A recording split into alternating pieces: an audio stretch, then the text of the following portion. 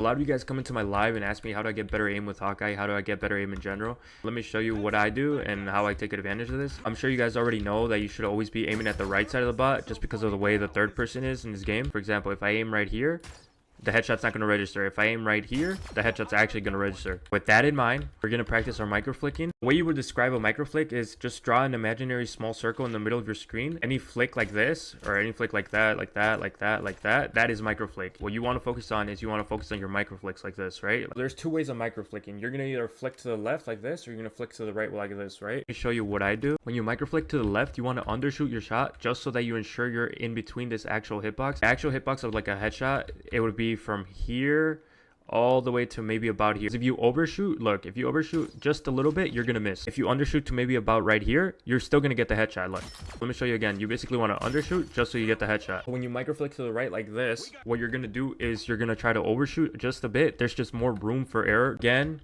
when you're flicking to the right, you could even overshoot just a bit and it'll still register as a headshot. To keep it simple, when you're micro flicking to the left, you want to undershoot, and when you're micro flicking to the right, you could overshoot.